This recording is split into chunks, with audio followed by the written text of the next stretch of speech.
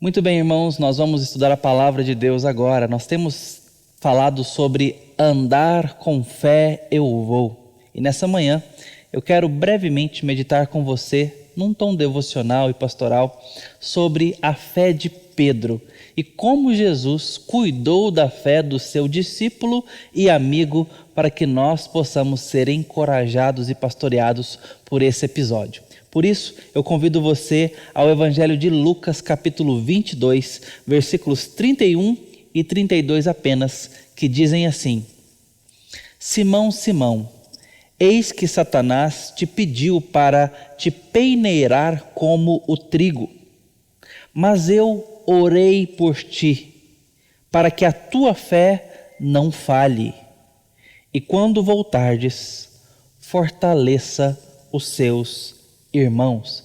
Essa é a palavra do Senhor.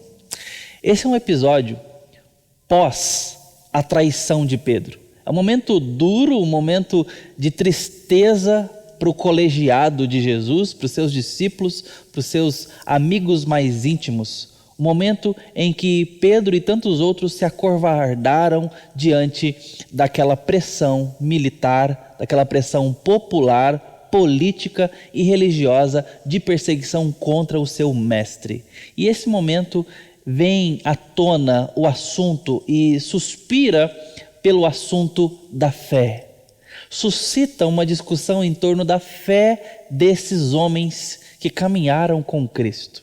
E aqui nós temos um episódio onde Jesus explica por que Pedro não desfaleceu completamente, por que Pedro não se perdeu. E ao revelar essa razão, Jesus também está mostrando aqui algo muito profundo ao entorno da realidade espiritual: o interesse do inimigo de nossas almas em nossa fé. Lembra o episódio de Jó? O diabo vai com interesses à casa de Jó. Ele andava pela terra e rodear por ela era a satisfação que ele dava para o Senhor quando os anjos se apresentavam formalmente diante de Deus. Mas a gente sabe que esse andar pela terra e rodear por ela é em torno da casa de Jó. O assunto que Jesus puxa à tona ao falar ali com o diabo ao entorno da casa de Jó é exatamente sobre o interesse que o diabo tem ali na vida daquele servo piedoso. E então o diabo faz umas pressuposições, algumas propostas, e ele tem algumas teses a apresentar sobre aquele homem.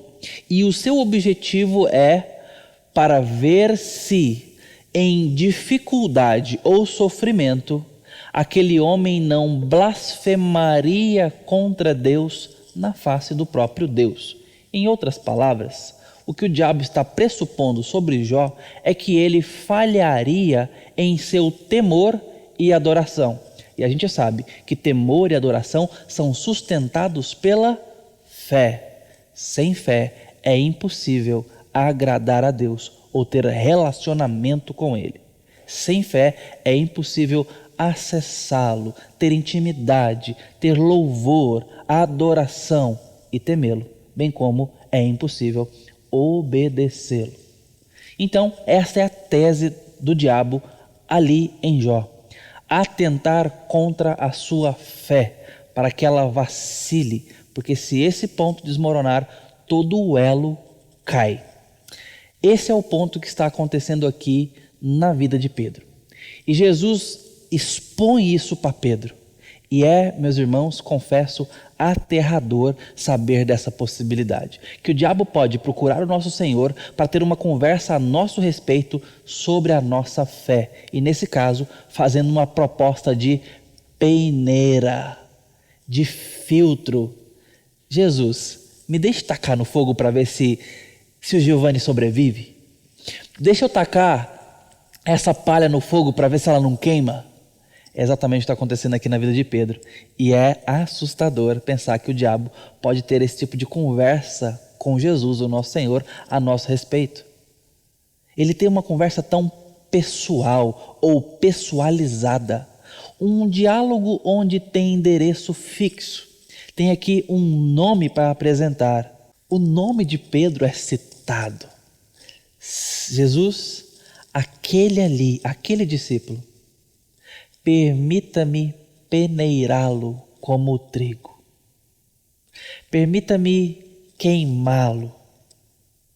E diz o texto que Jesus não o permitiu, mas intercedeu pelo seu discípulo. É este o papel de Jesus. É esta a função dele como mediador sobre nós. Nos advogar junto ao Pai, nos proteger com o seu sangue junto ao Pai, nos dar cobertura, nos dar mediação e, claro, guardar a nossa alma. Mas as possibilidades são assustadoras. A nossa fé pode falhar. Pedro chegou a negar Cristo 3 vezes, mesmo depois de ter começado o seu relacionamento com esse mestre, dizendo: Senhor, para quem iremos, se só tu tem palavras de vida eterna? Mesmo tendo começado a sua jornada com Cristo tão convictamente a ponto de dizer: nós iremos aonde o Senhor for. Esse Pedro o negou diante da perseguição e do perigo. Portanto, a nossa fé é um assunto que precisa ser levado a sério. Nada automático nesse assunto. Nada tomado aqui por concreto. Nós precisamos alimentar a nossa fé e precisamos dessa intercessão do nosso Mestre sobre nós. Precisamos vigiar o nosso coração diante do que temos crido. E isso está acontecendo aqui. Essa é a primeira verdade do texto que Jesus expõe a Pedro. Pedro, o diabo quis te peneirar. Ele tem interesse em você. E o que estava acontecendo na sua vida, ao ser pressionado, ao ser influenciado, ao ser tentado, estimulado, era uma obra satânica ao redor da sua vida. Mas eu te defendi, eu te poupei, eu te preservei. E essa verdade precisa ser saboreada por nós, degustada por nós, porque nós precisamos muito dela no nosso dia. É preciso que eu e você aprendamos a desfrutar das misericórdias e bênçãos que acordam conosco todas as manhãs, dos cuidados de Jesus sobre nós, que nos acompanham e nos assistem pelo Espírito Santo que habita em nós todos os dias. Aprenda comigo, como eu também preciso aprender a desfrutar desse cuidado gracioso diário sobre nós. Jesus é o pastor que caminha conosco diariamente. Eu preciso aprender a desfrutar desse pastoreio, desse cuidado. Aprender a orar contando com o seu direito junto ao Pai. Aprendendo a orar contando com a sua mediação junto ao Pai. Saber que em nome de Cristo eu sou ouvido. Eu sou considerado e eu não sou consumido diante de Deus, mas na misericórdia do Filho, na obra do Filho, eu sou recebido, eu sou amado e de fato sou tratado também como filho. Como eu preciso aprender a descansar nessa identidade de que eu sou filho e, mais do que servo, amigo. Em Cristo é isso que nós temos junto ao Pai. Você tem desfrutado dessa verdade tão abrangente, tão abraçadora da nossa realidade, de que você foi adotado, adotada em Cristo, de que esse Cristo não brinca com a sua história, mas te defende, mas que briga e zela por você, que Ele é o guarda de Israel, que vigia pela sua vida, que acampa anjos ao seu redor, que te advoga, que te defende, cujo Espírito ora por você, em você, que zela pela sua fé. Você tem desfrutado dessa realidade? Como precisamos. Como precisamos nos valer do que Cristo tem feito por nós. Um bom exemplo da abrangência e do quão detalhado é esse cuidado por nós, espiritualmente falando, é você dar uma boa lida em Efésios capítulo 1 e capítulo 2. Você verá ali Paulo argumentando sobre como o Pai, o Filho e o Espírito Santo trabalham de eternidade a eternidade para cuidar da nossa vida espiritual. Um exemplo um pouco mais extenso é ler a carta de Paulo aos Romanos, como ele argumenta profundamente sobre o cuidado de Deus na nossa vida, história e espiritualidade para nos preservar e dar vida agora e futura. Graça hoje e futura. Desfrute disso. Mas esta é a primeira metade desse texto. Em seguida, nós percebemos Jesus falando sobre a missão do agraciado. Agora, aquele médico ferido tem que sair a curar. Aquele discípulo perdoado tem que sair a perdoar. Aquele amigo abençoado tem que sair a abençoar. Jesus encheu a cesta de Pedro para que ele pudesse fornecer desses frutos a outros. E então ele diz: agora, quando voltardes, fortaleça os teus irmãos. Jesus intercedeu, orou e defendeu a Pedro. Será que ele não fez isso pelos outros? Será que Jesus não protegeu os outros? O texto não fala sobre isso. Mas o fato é que Jesus cuida dos outros através do cuidado que ele teve com Pedro. Ele dá uma responsabilidade para Pedro que ele não deu a nenhum outro discípulo. Pedro, vai agora e cuida dos teus irmãos. Eu cuidei de ti, você cuidará deles. O mestre cura para que esse discípulo possa curar. E o que eu estou querendo dizer para os irmãos através dessa verdade é que Deus pode estar cuidando da sua vida através dos seus irmãos.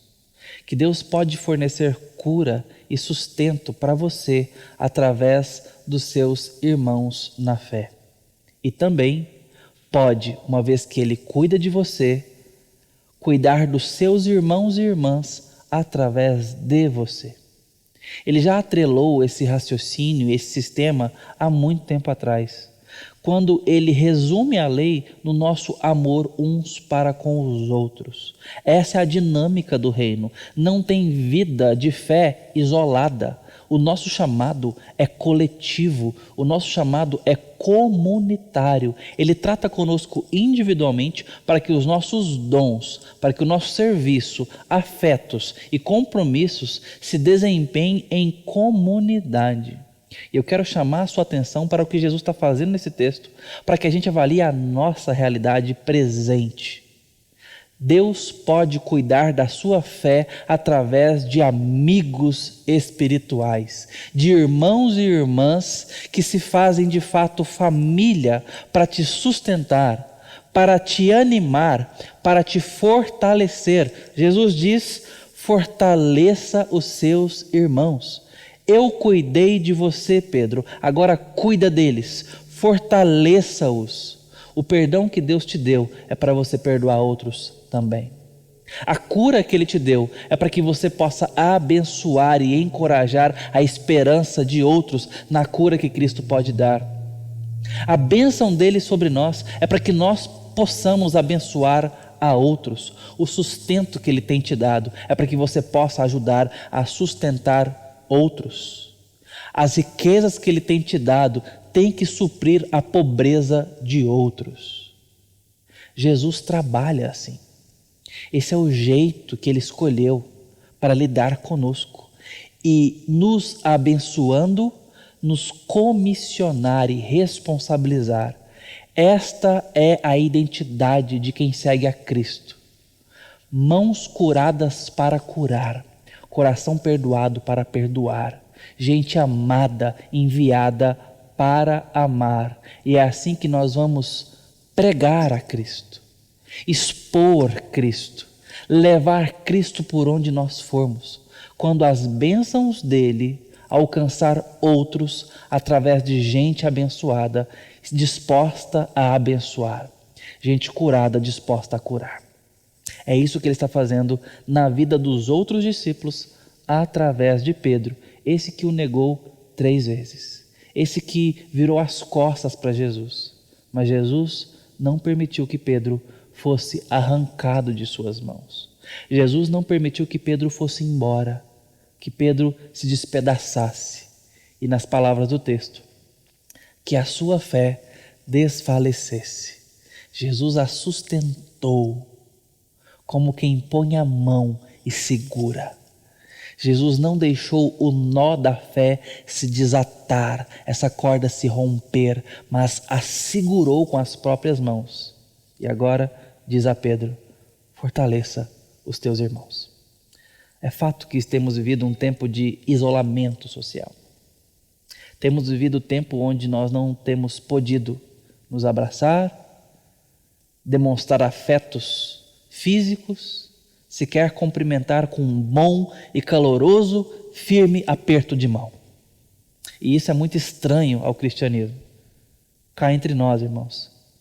Nós encerramos uma programação pública dentro da possibilidade que temos, e o pastor não poder dar abraço nos irmãos, cumprimentá-los, é muito estranho. Isso não combina com o cristianismo. Mas temos tido paciência, temos segurado as pontas para fazer o nosso melhor para que esse tempo passe e nós então possamos voltar, quem sabe, a ter mais afetos calorosos como nós gostamos de fazer, como bons brasileiros, como bons goianos. Nós estamos aguardando para que esse tempo volte, quem sabe em breve. Mas agora é tempo de ter paciência. Mas nesse tempo é muito especial que nós não nos descuidemos do outro. Se por um lado não podemos nos abraçar, nós temos nossos celulares, nós temos nossos computadores, nós temos nossas redes sociais. Nós podemos falar com os outros de outras formas. Nós podemos demonstrar afeto, carinho, apoio e zelo pela vida do outro de outras formas. E precisamos fazê-lo. A graça que Deus tem te dado é para que você agracie outros. A riqueza que Ele tem te dado é para que a pobreza de outros seja suprida. Então eu quero aclamar a você. Eu quero rogar a você que preste bem atenção. Se você tem amado outras pessoas, se você tem cuidado da fé dos seus irmãos, se você tem se deixado cuidar pela vida deles e pela vitalidade deles. De uma outra forma, deixe-me colocar no seguinte sentido. Você tem vivido a sua comunidade em alguma medida nesse tempo? Você tem experimentado da família que a sua igreja é, do apoio, da amizade, das orações dos seus irmãos? Nós precisamos disso. Você tem dado desse apoio? Seus irmãos precisam disso. Às segundas-feiras nós temos encorajado a igreja a que mande pedidos de oração, para que ao longo da semana a igreja esteja orando por aquilo ali. Isso é uma forma de nos manter apoiados, apoiando uns aos outros. Mas mais especial do que isso, é você pegar o seu telefone e ligar para um desses irmãos e falar com eles. Orar com ele. Perguntar se está tudo bem. Falar com um idoso, com uma senhora, um senhor da igreja que está mais isolado, mais distante. E perguntar, está tudo bem? Temos sentido sua falta? Estamos com saudade. Como podemos ajudar? Conta comigo. Conta com as minhas orações. Conta com o meu afeto. Amar dá trabalho. Mas Jesus decidiu que esse trabalho seria o chão que a igreja andaria. Essa é a via que o nosso discipulado acontece. É nessa via que transitamos nesse mundo, cuidando uns dos outros. E Jesus tem cuidado de você, para que você possa cuidar de outros. E quando você precisa, Ele cuidou de algum irmão ou irmã sua, para que você seja cuidado. Mas para que isso aconteça e floresça, nós precisamos estar conectados. Nós precisamos estar em comunidade. Eu te encorajo a pensar sobre essas coisas.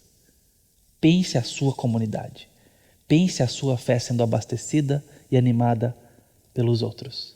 Pense você animando os seus irmãos. Tome uma atitude. Avalie a si mesmo. Seja crítico para honrar a Cristo nisso. Para honrar o amor que Cristo tem demonstrado em você. Se examine e tome uma atitude essa semana. Em nome de Jesus, que o Espírito Santo te use e te abençoe, para que você possa abençoar e ser abençoado na vida dos seus irmãos.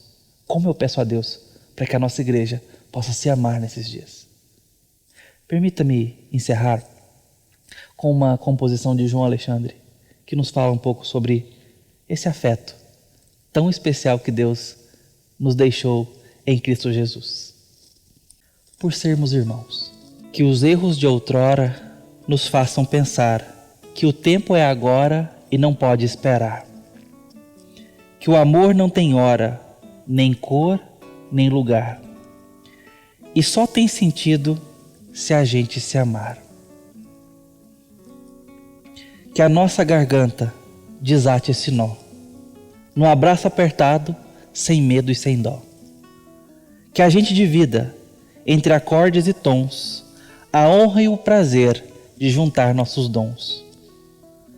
Que Deus sobre nós multiplique esse amor, sadio e sincero, no riso e na dor. Que as nossas canções falem sempre de paz, nem muito de menos, nem muito de mais. Que a história se faça por sermos irmãos, no peito e na raça, no aperto das mãos. Que as nossas crianças nos vejam assim, amigos no início, no meio e no fim. Vamos falar com o Senhor. Deus, eu te peço, pela amada igreja do Senhor, por nossas vidas, por nossos abraços não dados, por nossa distância, que isso não seja pretexto para nossa frieza, que isso não seja pretexto e dê lugar a uma distância onde o coração não pode chegar. Tenha misericórdia de nós. Que o amor de Cristo em nós nos ajude a amar os outros. Pai, aqueça o nosso laço, nossas amizades. Nos permita ser abençoados pelo amor de outros irmãos. Levante irmãos, tratados pelo Senhor, para nos ajudar na caminhada de fé.